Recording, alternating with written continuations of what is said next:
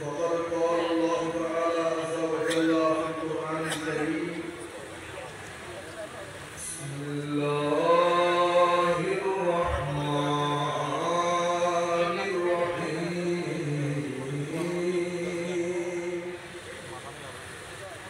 إن الله وملائكته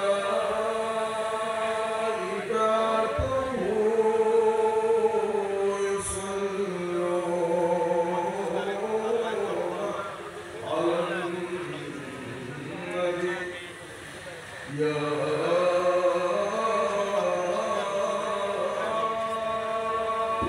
أيها الذين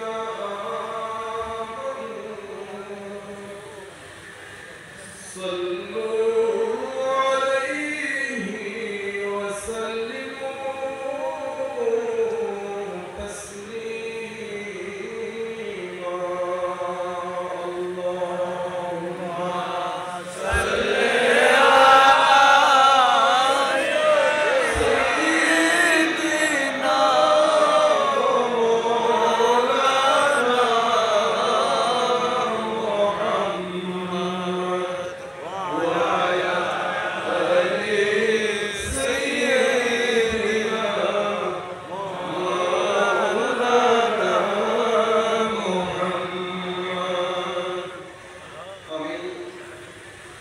এই শেয়ারগুলো সবসময় পড়ি, আপনারাও শুনেন।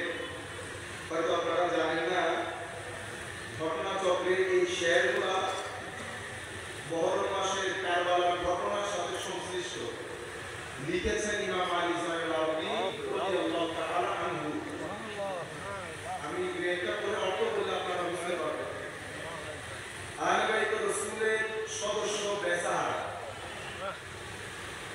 কেউ খবর নেওয়ার নাই, সবার চোখে অপরাধী, সবাইকে পরিচয় করিয়ে দেওয়া হয়েছে এরা বিদ্রোহী।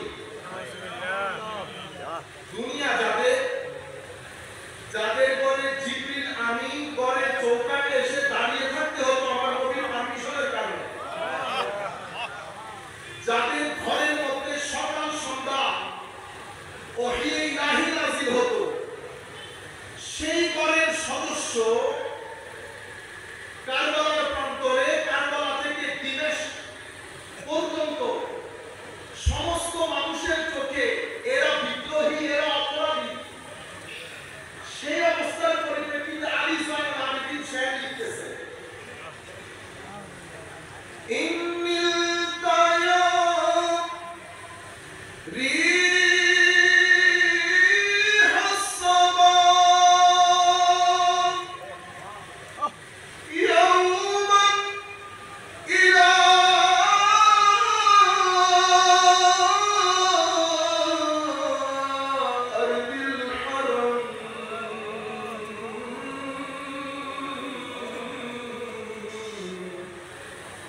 بلغ سلامي روضة فيها النبي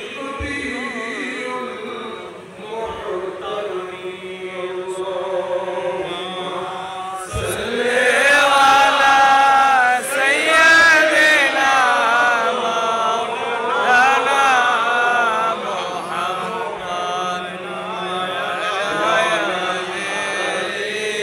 سيدنا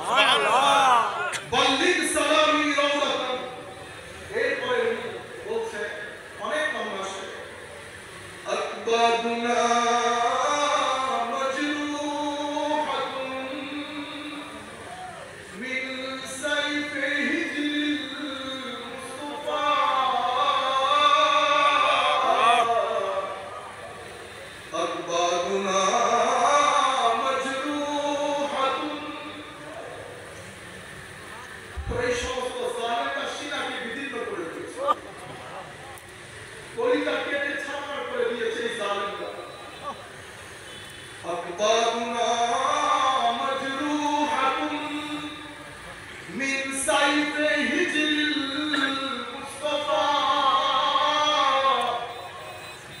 আমার নবীর দরবার থেকে মদিনায় মুনাওয়ারা থেকে দূরে থাকতে থাকতে আমার নবীর বিচ্ছেদের ব্যথা, আমার নবীর বিচ্ছেদের তলোয়ারের আঘাতে সিনা ছিন্ন বিচ্ছিন্ন হয়ে গেছে।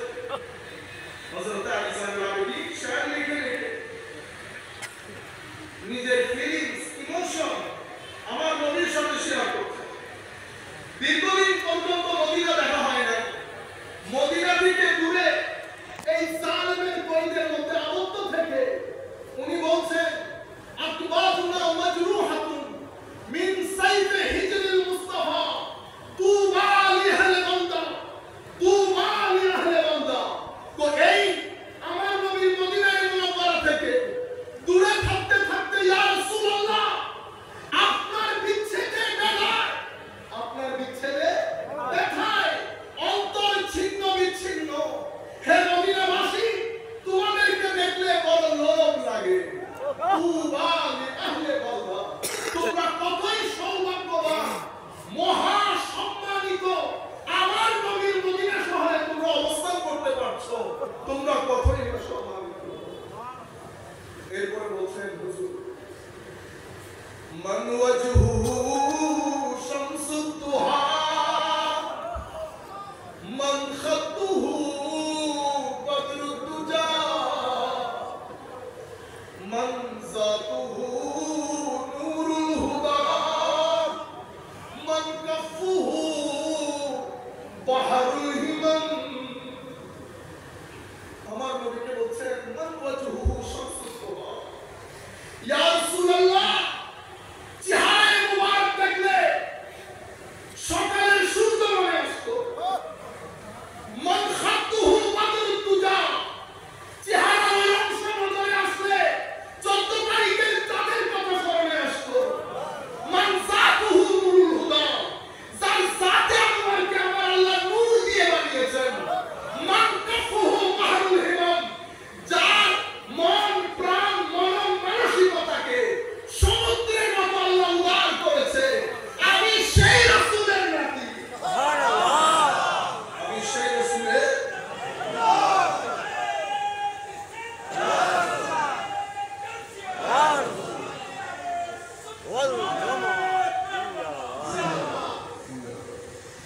সম্মানিত উপস্থিতি।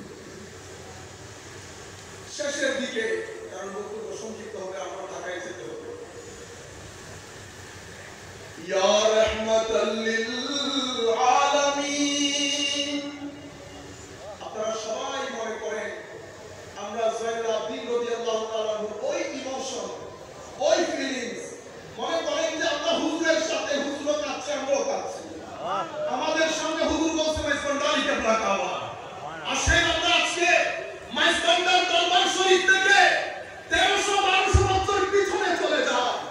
আমরা জানান দেই হুজুর আপনারা দুনিয়া থেকে চলে গেছেন, ইয়াজিদ হয়তো সেই দিন জিতে গেছে, কিন্তু আপনাদেরকে বলতে চাই হুজুর আপনারা হেরে যান নাই।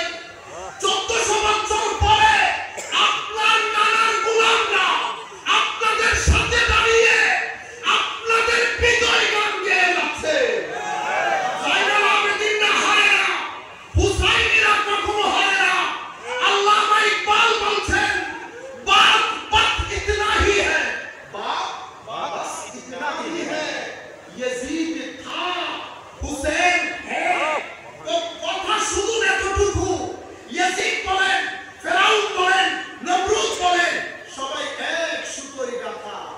এরা ছিল, এরা ছিল, হুসাইন আছে, হুসাইন থাকবে। আল্লামা ইকবাল বলছেন হুজুর हद ही नहीं आपकी इंतकाम की, हद ही नहीं इमाम आपकी इंतकाम की, कि लफ्ज़ यजीद को गाली से बदतर बना दिया। कि हुजूर আপনি মন খারাপ করবেন না, প্রতিশোধ এমন লাজবাব হয়েছে, প্রতিশোধ এমন লাজবাব হয়েছে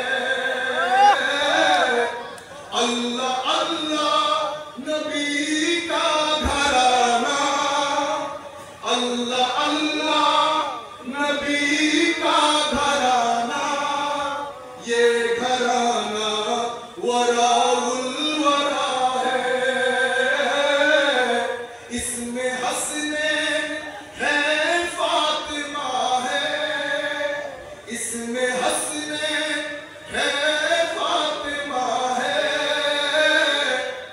इसमें मुश्किल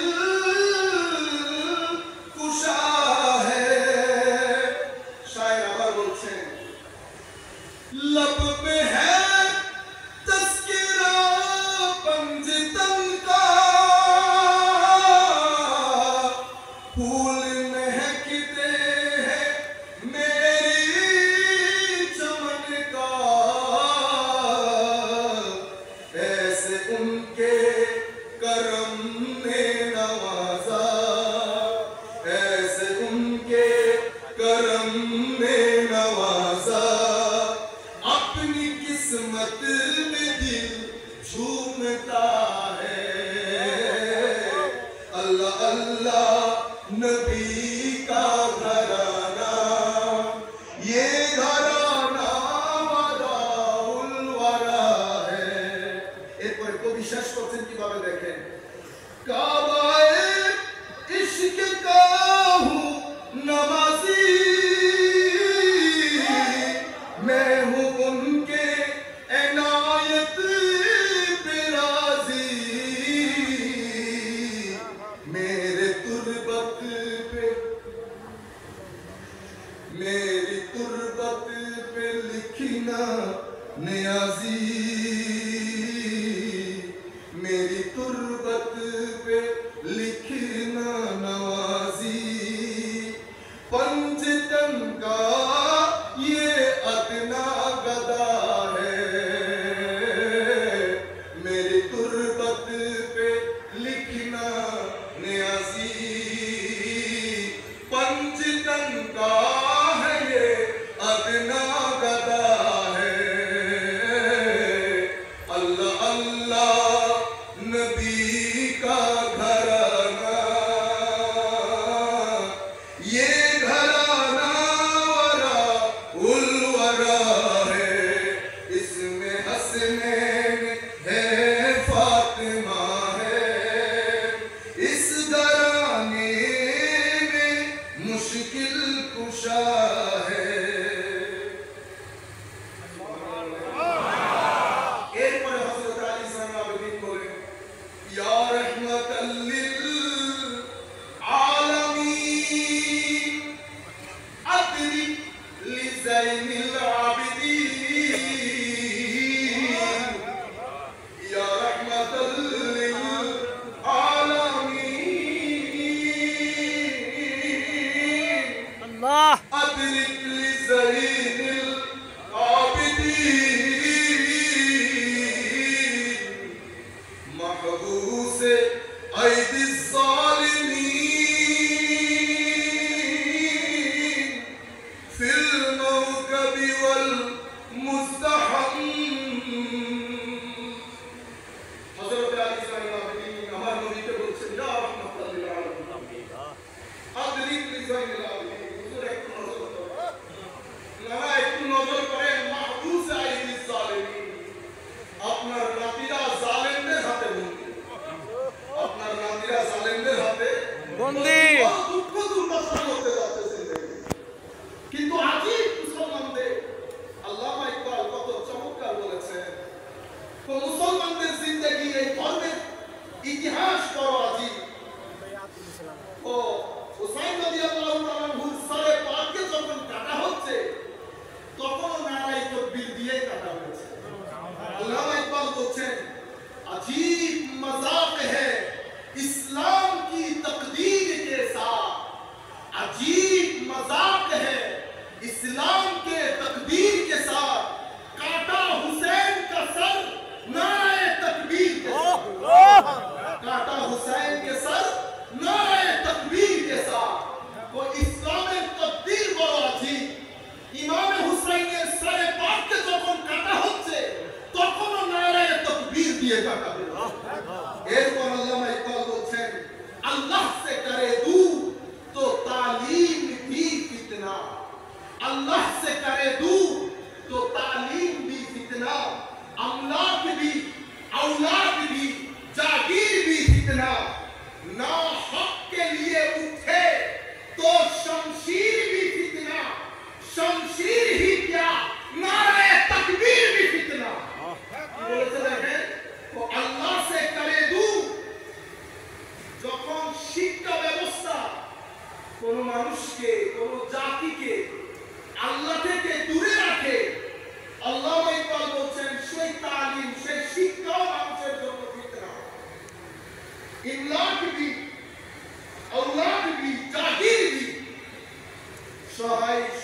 সম্পত্তি, আওলাদ, সবকিছু যদি আল্লাহ থেকে দূরে নেয় সব ফিতনা।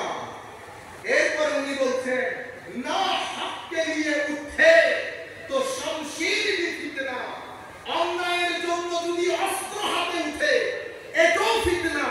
তো অস্ত্র তো অনেক দূরের কথা, যদি অন্যায়ের জন্য নারায়ে তাকবীর भी বলা হয়, নারায়ে তাকবীরও ফিতনা, নারায়ে তাকবীরও ফিতনা।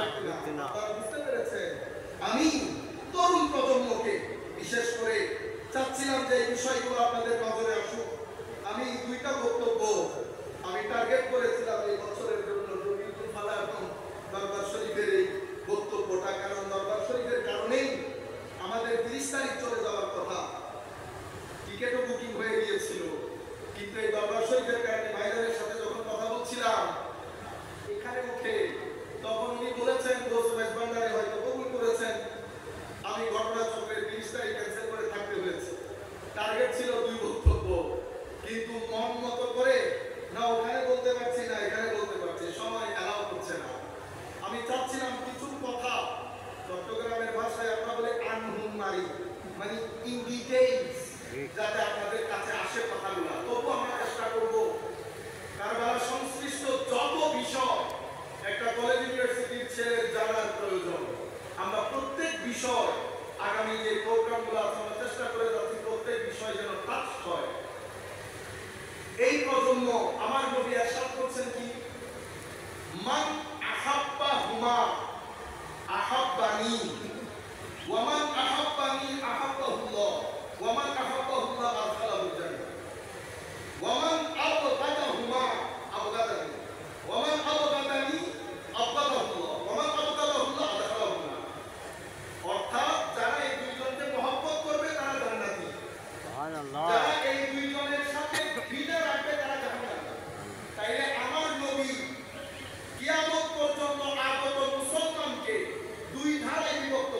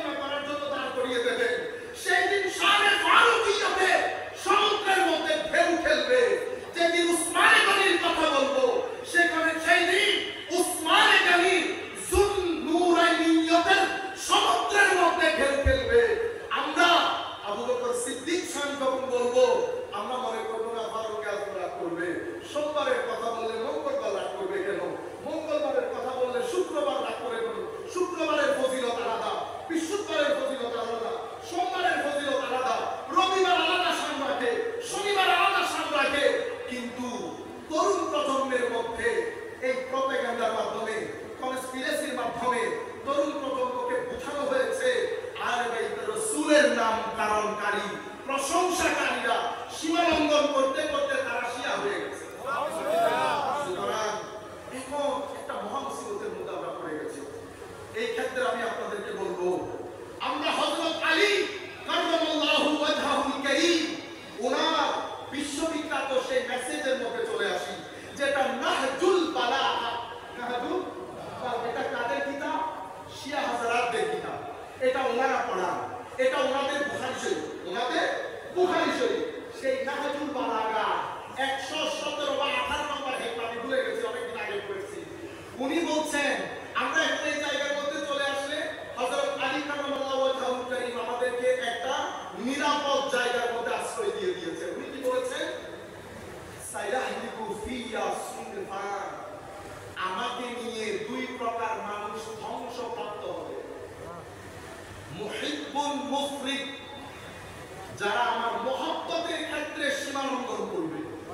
ইয়াযহাবু বিহি ইলা গায়রিল হক, আমার মহব্বত তাদেরকে বাতুলতার দিকে নিয়ে যাবে।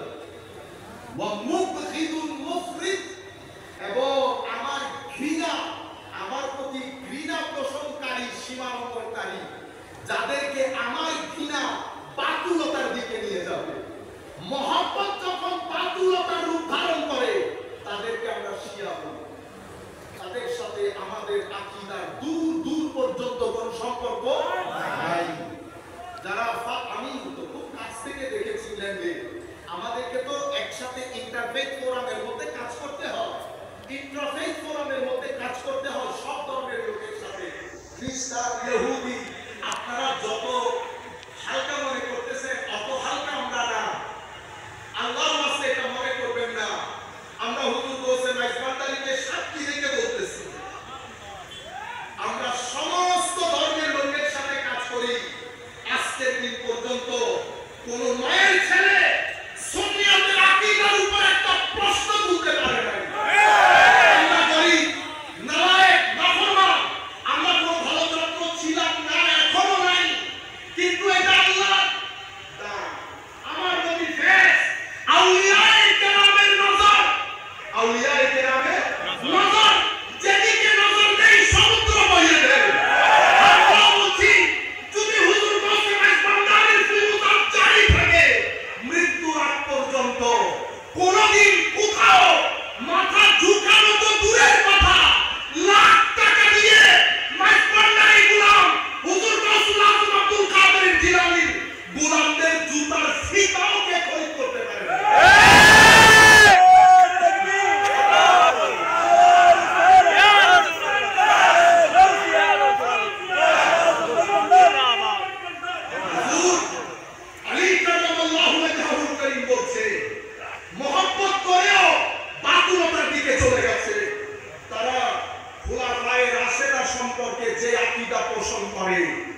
সেটা আমাদের কল্পনা জল্পনার তো বাইরে।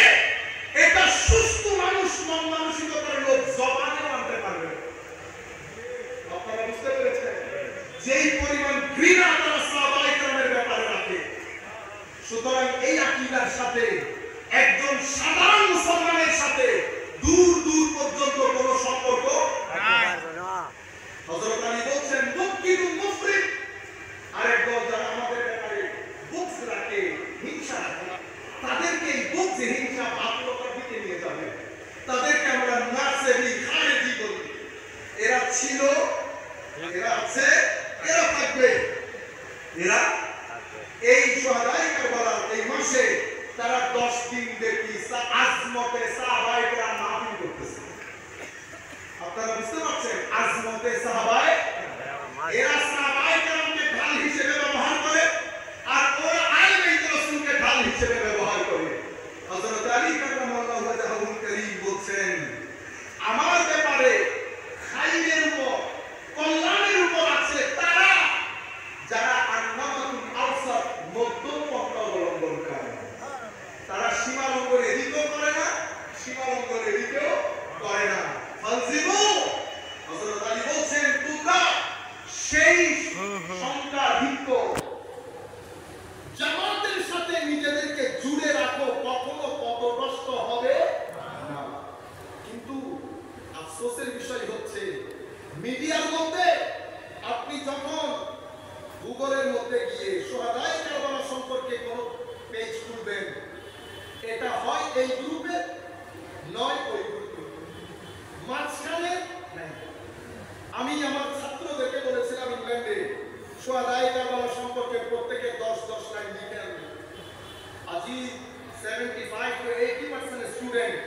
তারা কপি পেস্ট করেছে কাদের পেজ থেকে জানেন? যারা মহব্বতের দিক থেকে সীমা লঙ্ঘন করে। এটা ইনফরমেশনের যুগ। এই যুগে আমার নবীর আলে বাইতের মহব্বত তরুণ প্রজন্মের হৃদয়ে জাগরণ করা, জাগরিত করা, এটা এই প্রজন্মের জন্য যুদ্ধ, কারবালার যুদ্ধের মতো।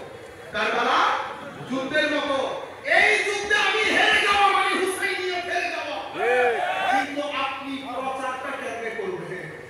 আমার ভাইরা বোনেরা, ঘরের মধ্যে থেকে 4 লাইনের একটা পোস্ট মারে, মাইজবান্দার দরবার শরীফের সুহাদায়ে কারবালা মাহফিল যেন শিয়া মুক্ত থাকে। আপনি তো বড় জিম্মাদার, বহু বড় সুন্নি, আপনি তো সার্টিফিকেট নিয়ে বসেছেন। আপনার কাছে গিয়ে সুন্নিয়তের সার্টিফিকেট নিয়ে আসতে হবে। বিনয়ের সাথে বলবো, আপনি কি বলছেন জানেন? আপনি ইন্টেনশনালি হোক, ইচ্ছাই হোক, অনিচ্ছাই হোক, you become part of that propaganda.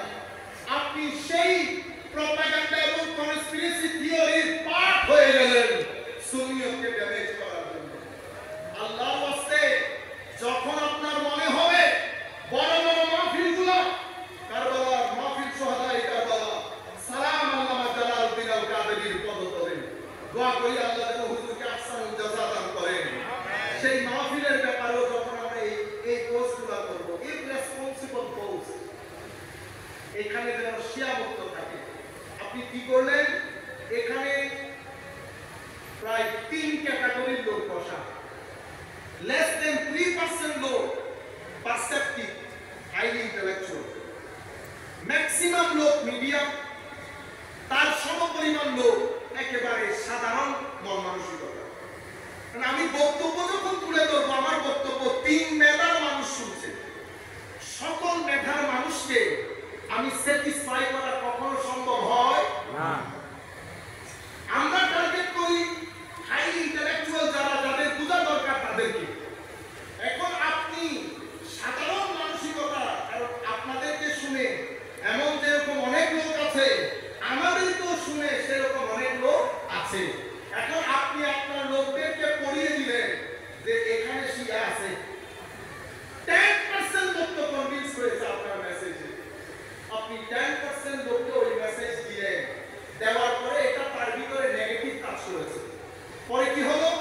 তার সাথে আমার ছেলেদের ডিবেট হলো, ডায়লগ, রাস্তাঘাটে দেখা হচ্ছে, মারামারি লেগে গেল না? মারামারি কে লাগিয়েছে? এটাকে বলে খুতুওয়াতুশ শাইতান। কি বলে? খুতুওয়াতুশ শাইতান, মানে শয়তানের পদচিহ্ন। আপনি প্রথম দিন মারামারিতে যান নাই, পোস্ট হয়েছে, পোস্টটা আপনি গিলেছেন, ধারণ করেছেন, রিয়েক্ট করেছেন, অতঃপর গিয়ে মারামারি। আমার ভাই, ধরেন আপনি আমাকে গালি একটা দিলেন, গালি কি আমি দিতে পারি না? আপনি যে আন্দাজে কথা বলবেন, সেই আন্দাজে কথা বলার সামর্থ্য, অধিকার আমার নাই। যদি আপনার দলে 10 জন থাকে, তো আমার দলে 5 জন নাই। এখন আমি যদি আপনার ভাষায় কথা বলি, মারামারি লাগবে না? মারামারি লাগলে সুন্নিয়তের গায়ে উগ্রতা সিল করবে না? আমারও বদনাম হবে না, আপনারও বদনাম হবে না। বদনাম যথারীতি সুন্নিয়তের গায়ে। আমি কিন্তু পয়সা গনে ঘরে গিয়ে শুয়ে গেছি, আমার ঘর টাইলস যুক্ত হয়ে গেছে, একতলার ঘর 5 তলা হয়েছে। সুন্নিয়ত গরিব থেকে গরিবতর হচ্ছে। সুন্নিয়তের খাদমত, আপনার ঘর 80 সালের ঘর 90 সাল হতে হতে 5 তলা ভবন হয়ে যায়। সুন্নিয়ত 5 তলা না 10 তলা হওয়ার কথা ছিল, কিন্তু সুন্নিয়ত গরিব থেকে গরিবতর হচ্ছে। সমাজের 80% মানুষ আমাদের ধরাছোঁয়ার বাইরে রয়ে গেছে। কেন? কারণ আমরা এই প্রপাগান্ডার কারণে, কনস্পিরেসির কারণে আমরা এই জায়েজ না জায়েজ নিজেদের মধ্যে হানাহানিতে লিপ্ত। গোটা মুহররম মাস, আর বাকিরা 80% মেইনস্ট্রিম সোসাইটির জন্য কাজ করছে, মাসআলার জবাব দিচ্ছে, সূরা ফাতিহা থেকে সূরা নাস পর্যন্ত কোরআনের তাফসীর করছে, সাধারণ মানুষের ধারগোড়ায় পৌঁছে যাচ্ছে। আমরা সেখানে পৌঁছতে পারছি না। কিছুদিন পরে রবিউল আউয়াল শুরু হবে,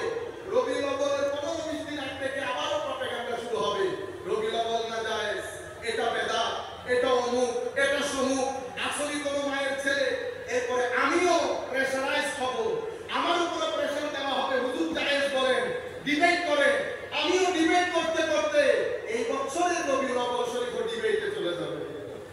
নবীর সিরাত, নবীর আখলাক, নবীর হায়া, আমার নবীর মক্কার জীবন, আমার নবীর মদিনার জীবন, আমার নবী বদরের যুদ্ধের নবী, উহুদের যুদ্ধের নবী, আমার নবী হিজরতের 10ম শতাব্দীর নবী, বিদায় হজ্জের নবী, বিদায় হজ থেকে ফেরত আসার পথে মক্কা এবং মদিনা শরীফের মাঝখানে গদিরে খুনের মধ্যে আমার নবীর বিখ্যাত ভাষণ, বেলায়েতের ভাষণ, হাদিসুস সাকালাইনের ভাষণ, সব কিছু আনটাচড রয়ে যাচ্ছে। আমরা মেইনস্ট্রিম সোসাইটির কাছে এই বিষয়গুলো তুলে ধরতে পারছি। এই মুহূর্তে আমাদের সবচেয়ে বড় চ্যালেঞ্জ তরুণ প্রজন্মকে এটা বোঝানো যে আহলে বাইতে রাসূল মানি ঈমান। আহলে বাইতে রাসূলের শানে কোরআন এই কথা বলেছে, হাদিসে পাকের মধ্যে এটা এসেছে। আমাদের জিম্মাদারি আমরা এগুলো সব বাদ দিয়ে কেউ গদিরে খুনের মধ্যে যাচ্ছি, কেউ মিছে খবরদার। এই মুহূর্তে আমরা, এটা সংকটাপন্ন পরিস্থিতি, এই মুহূর্তে আমরা এমন কাজ করব না যে কাজের মাধ্যমে প্রপাগান্ডা করার লোকরা সুযোগ পেয়ে যাবে। সেই জন্য আমি বলছি জিম্মাদারি অনেক কঠিন তরুণ প্রজন্মকে বর্তমান অবস্থার প্রেক্ষাপটে, কারণ এটা ম্যাটেরিয়ালিস্টিক সোসাইটি। ম্যাটেরিয়ালিস্টিক সোসাইটির মধ্যে ইমোশন থাকে না, লাভ থাকে না, মেন্টাল সেন্টিমেন্টাল অ্যাটাচমেন্ট থাকে না, কোঅপারেশন থাকে না। ম্যাটেরিয়াল সোসাইটি কম্পিটিশনের society, material society egoistic society. এখানে আপনি পরের মানুষ তো দূরের কথা, ছেলেরা মা বাবাকে সম্মান করবে কিনা চিন্তা করে দেখেন। ওয়েস্টার্ন কান্ট্রিতে, স্ক্যান্ডিনেভিয়ান কান্ট্রিতে, ইউরোপিয়ান কান্ট্রিতে এই কথাগুলো এখন মানুষের মুখে মুখে। Why I should respect my parents? What for? আমি আমার মা বাবাকে কেন সম্মান করব, কি কারণে? আপনি মনে করছেন হুজুর এই কি ইহুদি নাসারার কথা? 5-7 বছর পরে আপনার দেশের ছেলেরাও একই প্রশ্ন করবে। কেন? কারণ যেই প্যাকেজে তারা উন্নত হয়েছে, একই প্যাকেজে আপনিও উন্নত হচ্ছেন। এটা আমার নবীর দেওয়া প্যাকেজ না। সেই প্যাকেজে যেহেতু উন্নতি করছেন, ইন্ডাস্ট্রিয়ালাইজেশন, কাজেই এমন প্রত্যেক মুসিবতের সম্মুখীন আপনাকে হতে হবে যে মুসিবতের সম্মুখীন তারা হচ্ছে। তাদের যেমন সুইসাইড রেট হাই, আমার দেশের সুইসাইড রেটও গত 10 বছরের উপরের দিকে যাচ্ছে, ডিভোর্স রেট উপরের দিকে যাচ্ছে। আমার দেশের সামগ্রিক অনৈতিক অসামাজিক কার্যকলাপের রেট উপরের দিকে যাচ্ছে। এই মুহূর্তে আহলে বাইত রাসূলের তালিমাত আমাদের জিন্দা করা প্রয়োজন। কেন? আমরাও যেন আমার নবীকে, আমার নবী ইমামে হাসান ইমাম হুসাইনকে বলতেছেন রাইহান। কি বলেছে? গতকালকে হুসাইন রাদিয়াল্লাহু তাআলা মুখটা বলেছি কারবালার প্রান্তরে, হাসানেরটা আজকে বলি। আমার রাইহান হাদিসে পাক এসেছে, গরিবুল হাদিসের কথা ওলামায়ে কেরাম জানেন। তো গরিবুল হাদিসের কিতাবের মধ্যে রাইহান শব্দের 5টা অর্থ করা হয়েছে। একটা অর্থ বলা হয়েছে রিজিক, শেষের অর্থ কি? রিজিক। রিজিক মানে রিজিকান। তো রিজিকের অর্থ কি? বিশাল বিশ্ববিখ্যাত কিতাব, ওখানে বলা হচ্ছে রিজিক মানে এমন জিনিস শাইউন আল্লাযী ইউনতাফাউ বিহি, যেটার মাধ্যমে কল্যাণ সাধিত হয়, আপনার উপকার হয়। যেমন আমার হুজুর আল্লামা দিদারুল হক ইসলামী কেবলা আমার 2 সন্তান। হুজুর দুনিয়াতে যখন থাকবেন না, ওনার 2 সন্তান যদি ওনার রেখে যাওয়া মিশনের কাছে সামনে নিয়ে যেতে পারে, তাহলে এই 2 আওলাদ ওনার রাইহান এবং রিজিক। রিজিক হওয়ার কারণে রাইহান ইনাজের থেকে ইনার সুগন্ধি আসে। আপনারা বুঝতে পেরেছেন? আমার নবী বলছেন হাসান এবং হুসাইন আমার রিজিকের মা। তো রিজিক মানে যার মাধ্যমে উপকার হয়। এখন আমাদের প্রশ্ন করতে হবে, হুজুর কোন জায়গা ইমামে হাসানের মাধ্যমে আপনার উপকার সাধন হলো?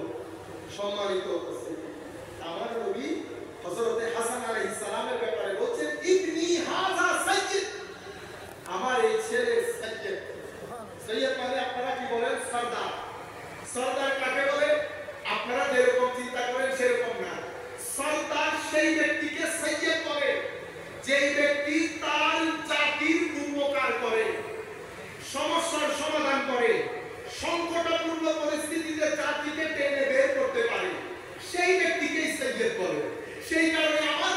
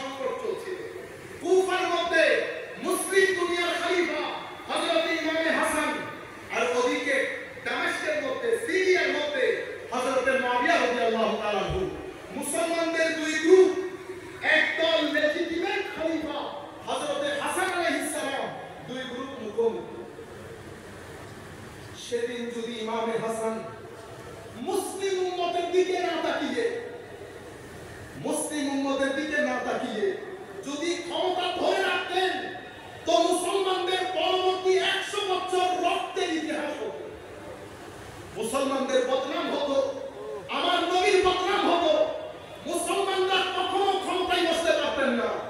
ঘৃণা, হিংসা, বিদ্বেষ মুসলমানদের দেশে দেশে ছড়িয়ে পড়তো। কিন্তু আমার নবী বলে গেছেন, দিন যেহেতু আমার নবীর ঘর থেকে বের হয়েছে, এটা আমার নবীর ঘরের সম্পদ। ঘরের সম্পদ রক্ষা করা ঘরের মানুষের জরুরি হয়। আমার নবী ঘোষণা করে গেছেন ইমামে হাসানকে, আমার এই সন্তান সাইয়্যেদ ইমামে হাসান আলাইহিস সালাম, আমার নবীর ভবিষ্যৎবাণীতে অনুপ্রাণিত হয়ে মুসলমানদের বৃহত্তর স্বার্থে, মুসলমানদের ঐক্যের স্বার্থে, ক্ষমতা লেজিটিমেট খলিফা হওয়া সত্ত্বেও ক্ষমতা নবী রাদিয়াল্লাহু তাআলা নূর হাতে নিয়ে ইস্তেগফার করত। এটা করে উম্মতে মুসলিমার যেই উপকার ইমামে হাসান সাধিত করেন, সেই উপকারের দিকে ইঙ্গিত করে আমার নবী বলেছেন, আমার এই ছেলে আমার রিজি, তার মাধ্যমে আমার উম্মতের উপকার হবে, আমার দ্বীনের উপকার হবে, আমারও উপকার হবে। আপনারা সুবহানাল্লাহ বলবেন। আমার এই উপস্থিত ইমামে হুসাইনও কারবালার প্রান্তরে, আমরা কথা না বাড়াই, আমি আপনাদের কাছে এখন যে অনুরোধ করব সেটা হচ্ছে, সংকটপূর্ণ পরিস্থিতি সবকিছু আপনাদের সামনে, আমরা সবাই আগেও বলেছি আপনাদেরকে, দয়া করে আপনারা দুইটা কাজ যদি না করেন, বর্তমান সময়ে যে ঢেউ, সেই ঢেউয়ে আপনারা আহত হবেন। প্রথমে ফেসবুক থেকে বের হন, ম্যাটেরিয়াল এই জগৎ থেকে বের হন, নেচারের সাথে নিজেদেরকে কানেক্ট করেন, নেচারের সাথে। কেন?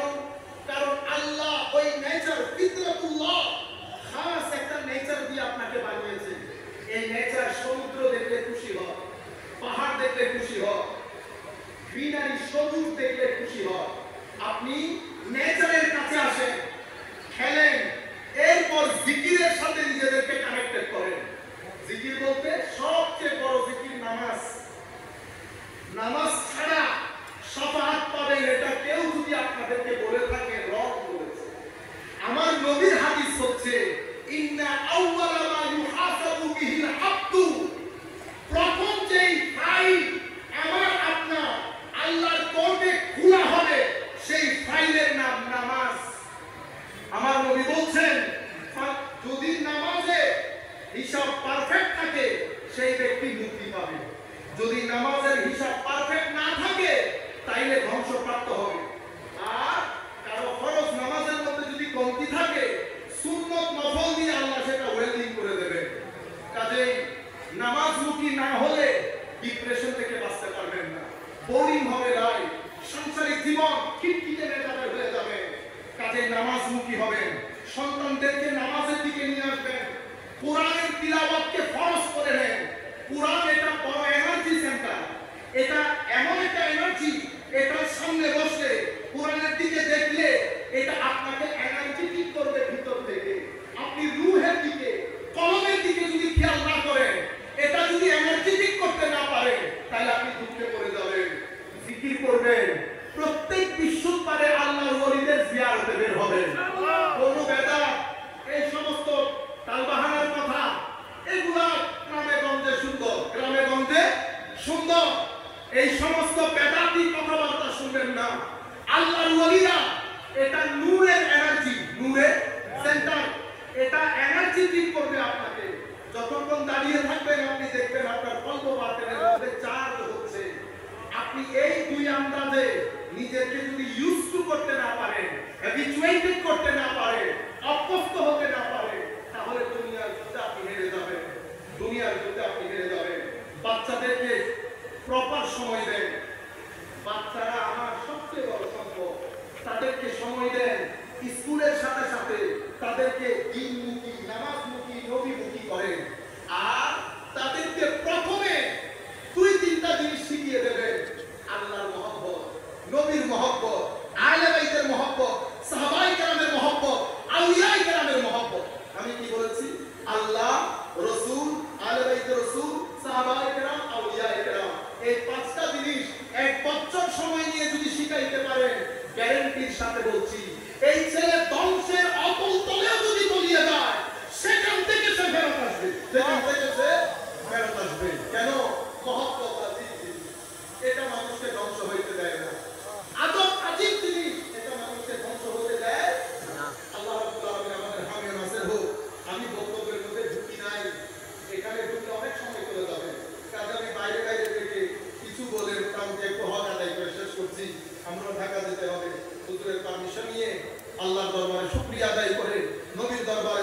দিয়ে